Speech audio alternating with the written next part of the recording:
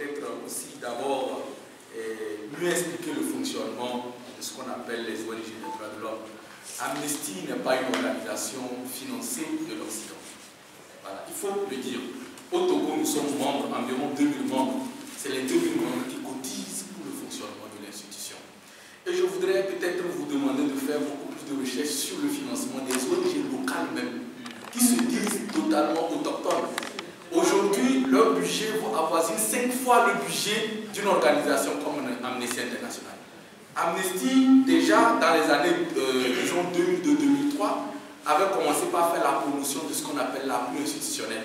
Des petites ONG qu'on avait choisies, à qui on appuyait financièrement pour qu'elles puissent, par exemple, avoir un siège, etc., etc.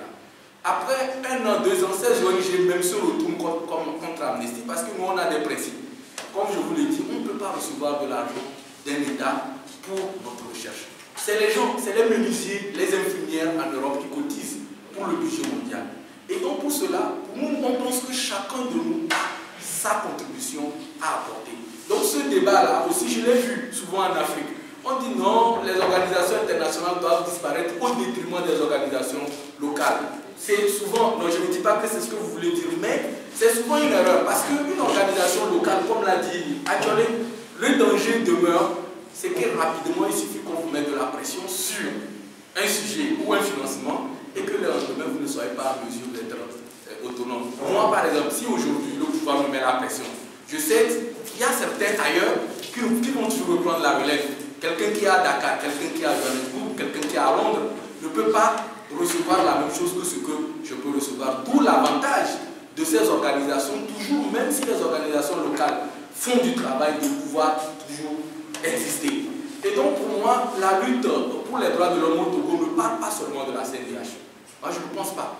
Déjà dans les années 70, comme je vous le disais, quand vous lisez les rapports, vous allez voir ce qu'on appelle les formes de dissidence au Togo. Moi j'ai rencontré quelqu'un qui a été emprisonné à Mango, dans une prison que j'ai visitée, dans les années 1972-13, où il expliquait que c'était grâce à Amnesty qu'il avait eu la première visite de quelqu'un de l'extérieur lorsqu'il a été emprisonné. Donc je pense que moi, mon objectif, c'était que beaucoup plus de Togolais s'engagent en ne comptant pas.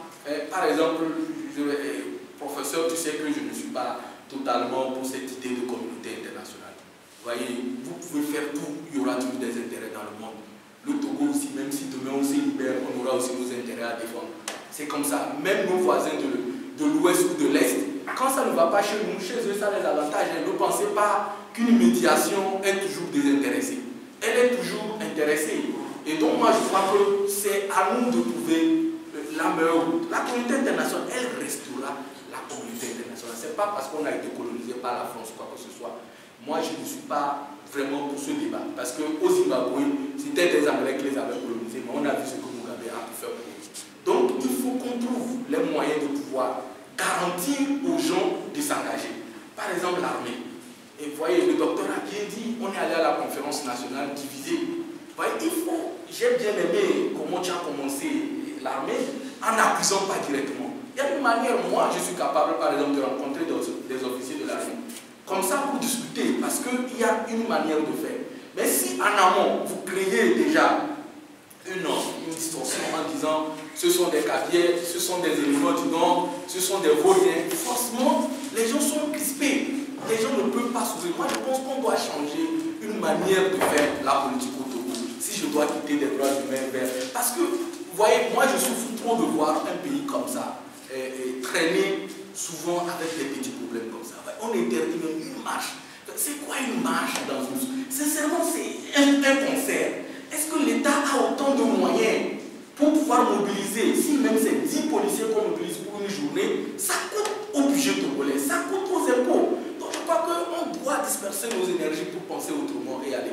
Les intérêts vont toujours exister. Ce n'est pas l'Allemagne, les États-Unis. Ils auront toujours un intérêt, que ce soit au Togo ou ailleurs, pour pouvoir faire